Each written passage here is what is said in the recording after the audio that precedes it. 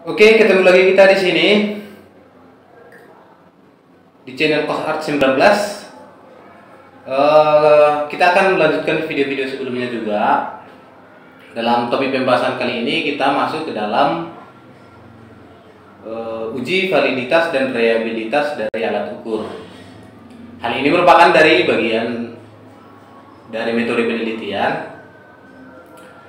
Nah, sebelum kita masuk ke dalam uji validitas dan reliabilitas alat ukur, terlebih dahulu kita harus memahami bagaimana proses dalam membuat alat ukur yang akan kita gunakan dalam menguji hipotesis yang telah kita ajukan di bab 2. Oke, kita lanjut dengan proses penyusunan skala.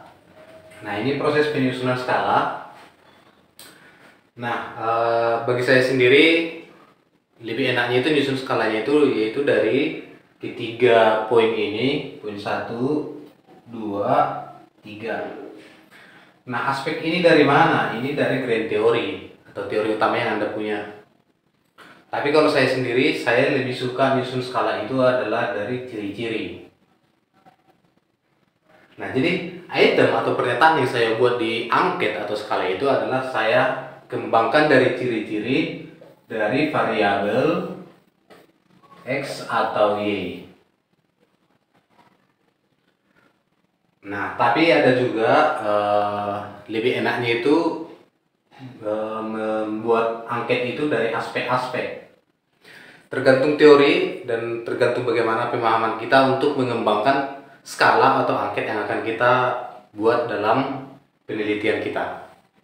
Nah, ada juga yang lebih enak atau berdasarkan teori tertentu, ada juga lebih enak membuat skala itu dari faktor-faktor juga.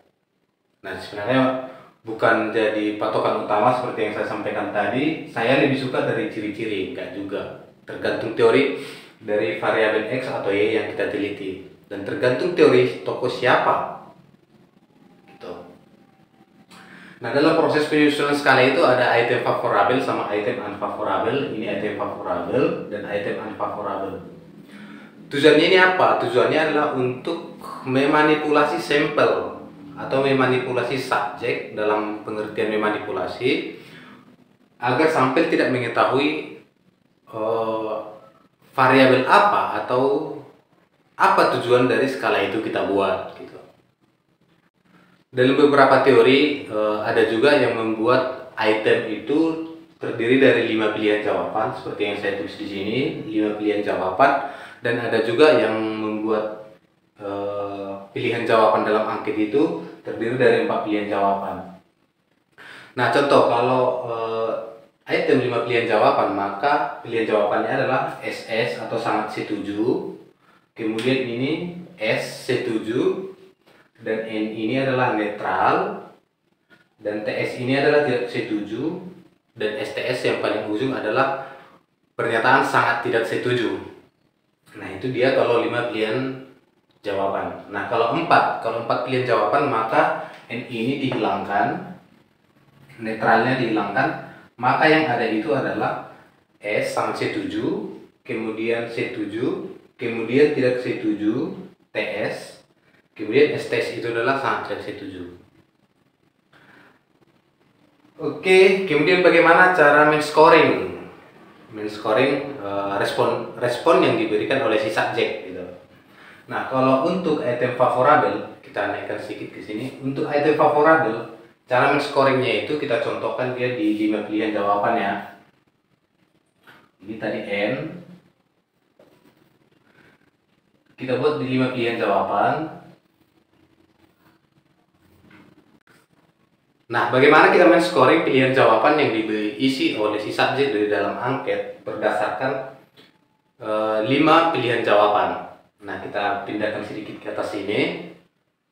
Untuk item favorable, jika si subjek memilih jawaban sangat setuju, maka skornya adalah 5. Dan jika si subjek memilih sangat setuju, maka skor yang diberikan si subjek itu adalah 4. Dan N itu adalah netral. Jika si subjek memilih netral, maka skornya adalah 3. Kemudian untuk pilihan jawaban tidak setuju itu skornya adalah 2. Dan untuk pilihan jawaban yang paling ujung STS atau sangat tidak setuju itu adalah skornya 1. Nah, ini pilihan jawaban atau hasil scoring ketika jawaban-jawaban itu sudah ditentukan oleh si subjek. Ini terkhusus untuk item favorable. Nah, bagaimana dengan scoring untuk item unfavorable? Untuk item unfavorable, jika si responden atau si subjek memberikan pilihan jawabannya sangat setuju, maka skornya adalah 1. Dan untuk item setuju, skornya adalah 2. Dan untuk pilihan jawaban netral, skornya itu adalah 3. Dan pernyataan tidak setuju itu adalah skornya 4. Dan untuk pilihan jawaban sangat tidak setuju, skornya adalah 5. Nah, sebenarnya lebih gampang mempelajarinya adalah untuk item favorable,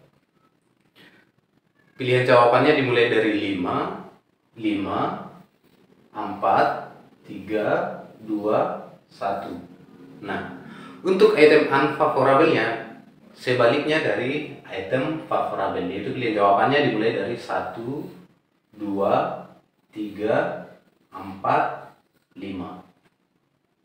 Kenapa ada yang 4 pilihan jawaban? Tujuannya adalah untuk mengantisipasi netral ini tadi, yaitu skornya 3. Biar si subjek tidak memilih netral dan bahkan menentukan sikap yang lain gitu. Nah, kita coba untuk main scoring dengan 4 pilihan jawaban.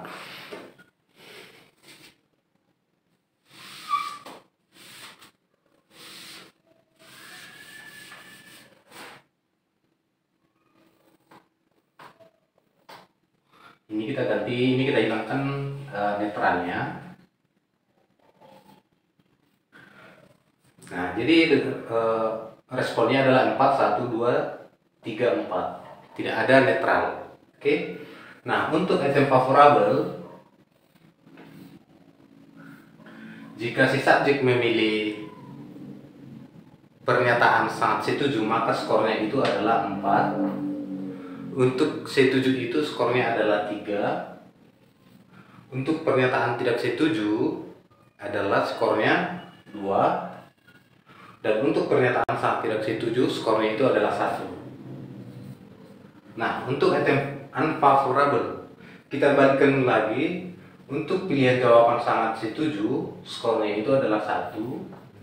Untuk pilihan jawaban setuju skornya adalah 2. Untuk pernyataan tidak setuju, apabila ini yang dipilih oleh subjek, maka skornya adalah 3. Dan untuk pilihan jawaban sangat tidak setuju, skornya itu adalah 4. Oke, kira-kira beginilah cara proses penyusunan angket hingga men-scoring. Nah, akan tetapi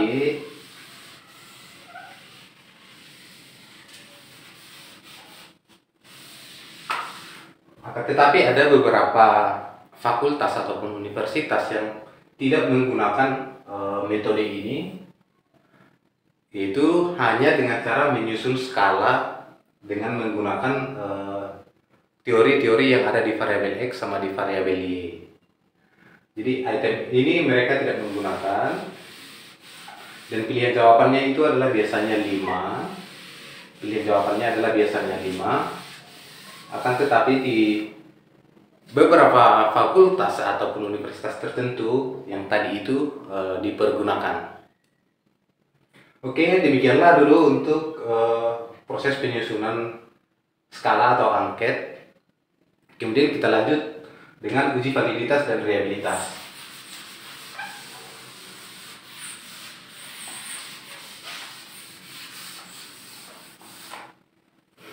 Nah, tadinya saya menerangkan proses penyusunan angket. Kenapa saya terlebih dahulu menjelaskan itu, kemudian saya menjelaskan uji validitas dan reliabilitas. Aneh dong kalau kita berbicara tentang uji validitas dan reliabilitas sementara proses membuat alat ukur atau angket kita belum paham gitu.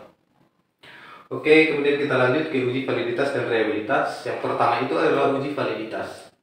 Uji validitas ini adalah sejauh mana ketepatan atau kecermatan suatu alat ukur dalam melakukan fungsi ukurnya. Nah, kemudian uji reliabilitas diartikan sebagai tingkat kepercayaan atau keterampilan dan keterandalan dari hasil suatu pengukuran. Nah, itulah definisi dari uji validitas dan reliabilitas. Untuk pengaplikasiannya nanti kita coba dengan program SPSS. Apa sih manfaat uji validitas dan reliabilitas ini? Nah, sebelum nanti kita uji coba dengan menggunakan program SPSS, maka